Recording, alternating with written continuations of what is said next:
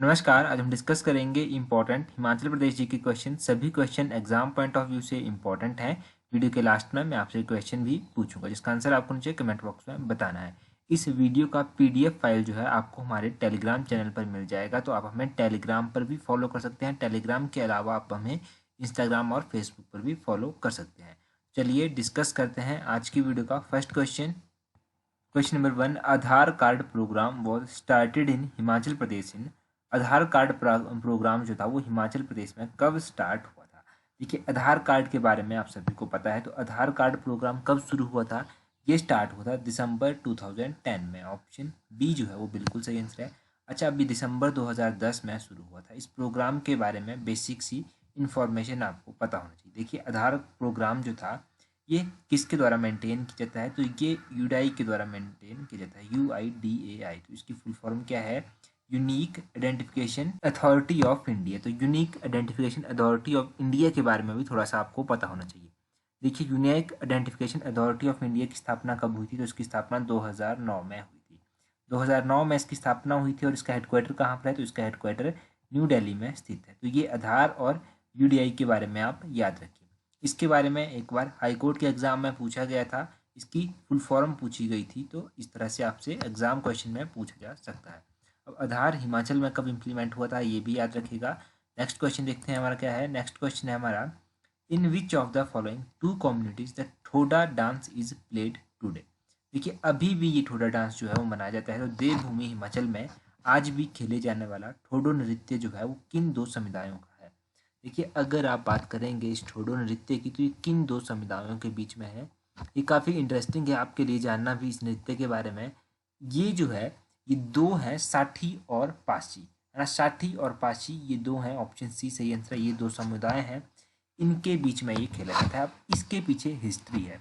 अब इसके पीछे जो इंटरेस्टिंग हिस्ट्री है वो हिस्ट्री आपको पता होनी चाहिए। देखिए, हिस्ट्री एग्जाम में पूछी जाए या ना पूछी जाए, परंतु फिर भी आपको पता होना चाहिए। हिमाचल में ये साठी और पासी महाभारत से अपने को जोड़ते हैं। ये दो समुदाय हैं, ये महाभारत से अपने को जोड़ते हैं। कौरवों और पांडवों से ये खुद को जोड़ते हैं। इनका मानना है कि साठी जो है ये 100 कौरवों के साथ अपने को जोड़ते हैं, और पासी जो है ये 5 पांडवों के साथ अपने को जोड़ते हैं, है ना। तो ये आप याद रखिए। देखिए, विशु विशु मेला जो होता है ये स्थानीय मेला होता है।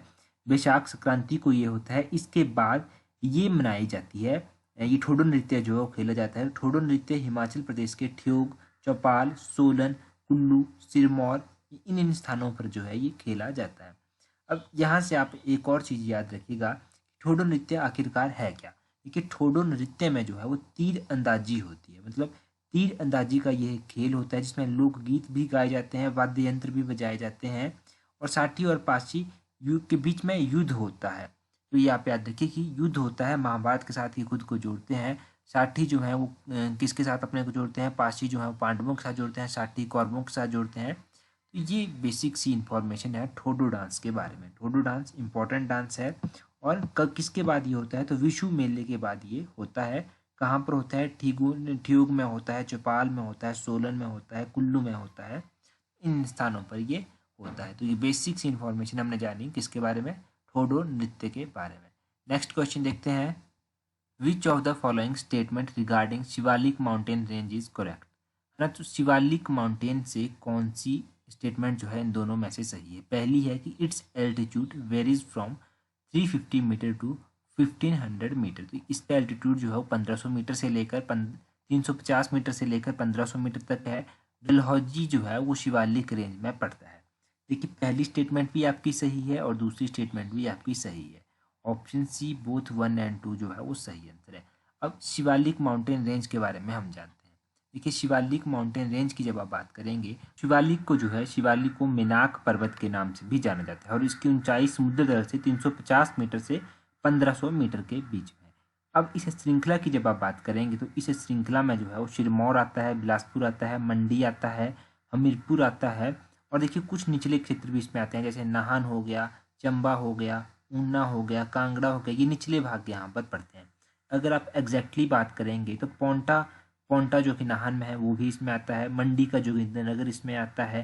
कांगड़ा जिले का कांगड़ा क्षेत्र मेनली इसमें आता है। नूरपुर, देहरा, ज्वाली, पालमपुर तहसील, ये सभी इसमें आते हैं।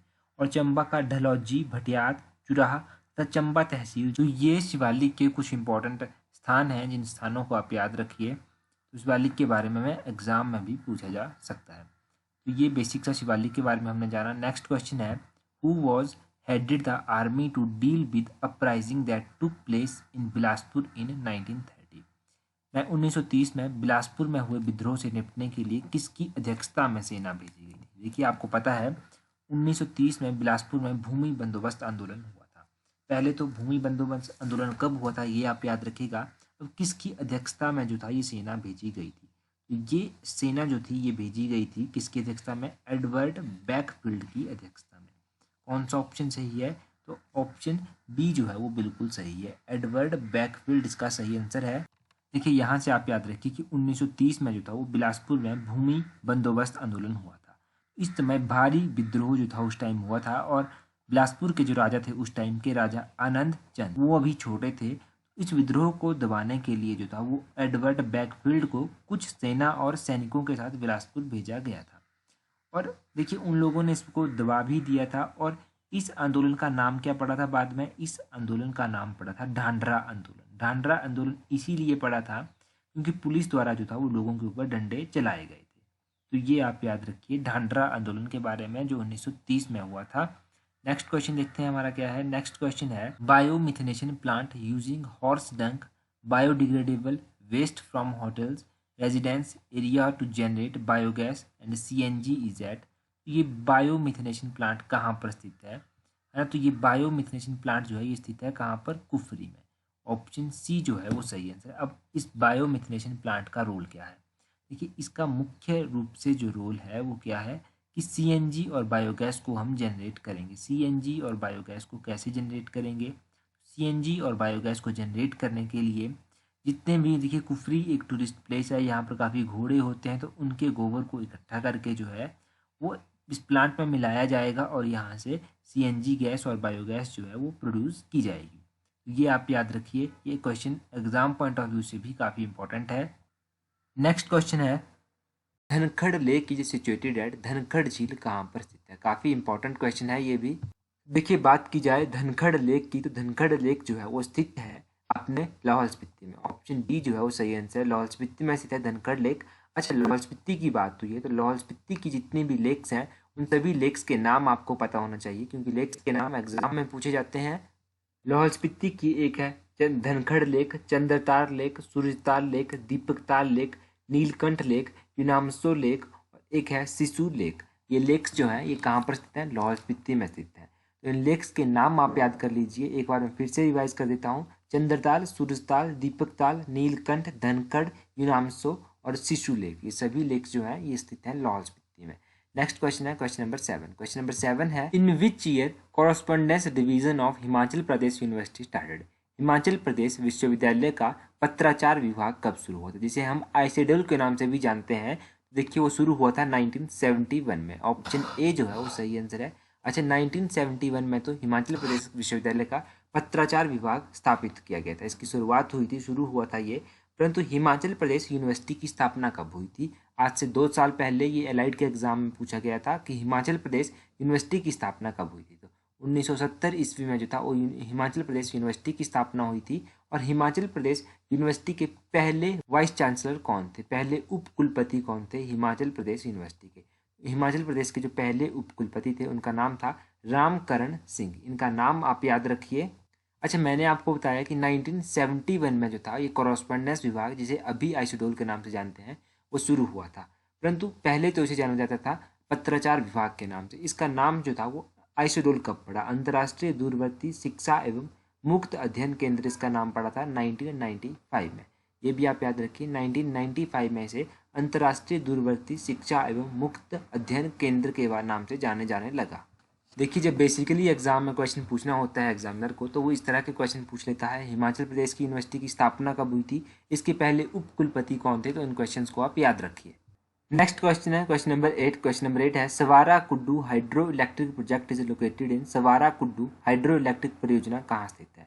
सवारा कुड्डू हाइड्रो इलेक्ट्रिक प्रोजेक्ट जो है वो स्थित है शिमला में। ऑप्शन ए शिमला जो है वो सही आंसर है। अच्छा, शिमला में स्थित है Sawara Kuddu hydro electric project. अब इस सवारा कुड्डू हाइड्रो इलेक्ट्रिक प्रोजेक्ट के बारे में आपको पता होना चाहिए। ये प्रोजेक्ट जो है ये 111 मेगावाट का ये प्रोजेक्ट है और एशियन डेवलपमेंट बैंक की सहायता से ये बनाया जा रहा है। एशियन डेवलपमेंट बैंक इस प्रोजेक्ट को बनाने में हिमाचल प्रदेश की सहायता कर रहा है। अच्छा, अब एशियन डेवलपमेंट बैंक किसकी सहायता कर रहा है, तो एशियन डेवलपमेंट बैंक की स्थापना कब हुई थी? तो एशियन डेवलपमेंट बैंक की स्थापना जो थी वो 1966 में हुई थी। इसकी स्थापना कब हुई थी ये आप याद रखिए, क्योंकि कई बार एग्जाम में इसकी स्थापना पूछी जा चुकी है। 1966 में इसकी स्थापना हुई थी। इसका हेडक्वार्टर मनीला में स्थित है। मनीला फिलीपींस में पड़ता है।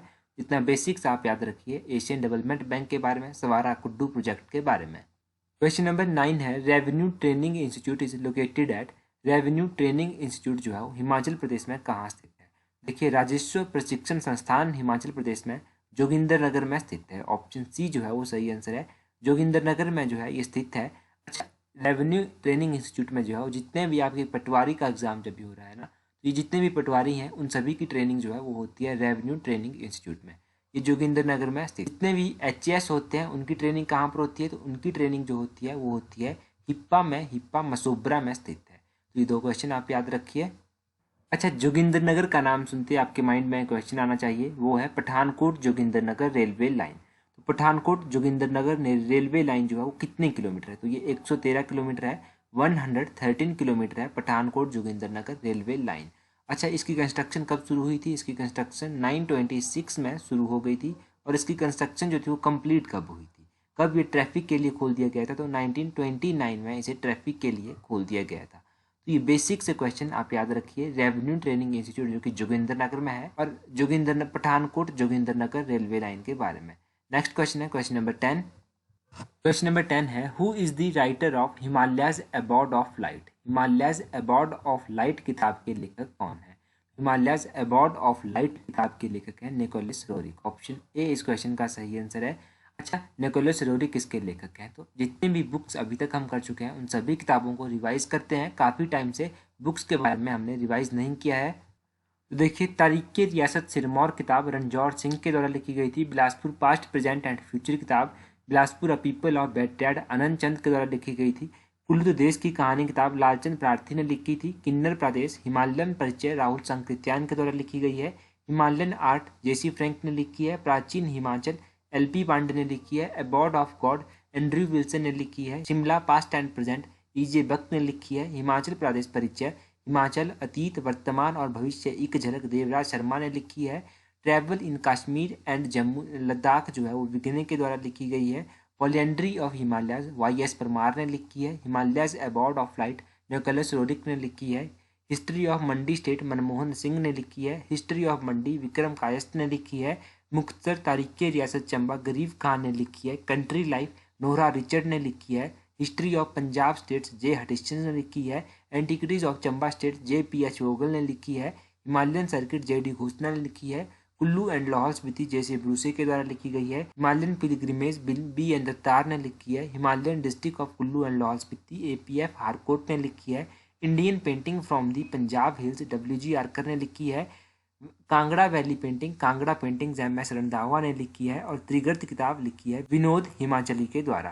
तो ये कुछ इंपॉर्टेंट बुक्स हैं। इन बुक्स के नाम आप याद रखिए। आपके लिए आज का इंपॉर्टेंट क्वेश्चन है, which of the following wildlife sanctuary is located on the bank of Sutlej river. निम्नलिखित में से कौन सा वन्य जीव अभ्यारण्य सतलुज नदी के तट पर अवस्थित है? अच्छा, अगर आपको वीडियो हेल्पफुल लगी तो वीडियो को लाइक और वीडियो को शेयर करना ना भूलें। इसके अलावा आप हमें इंस्टाग्राम और फेसबुक पर भी फॉलो कर सकते हैं। इंस्टाग्राम और फेसबुक का लिंक आपको नीचे डिस्क्रिप्शन में मिल जाएगा। So that's all for today. Thank you for watching the video.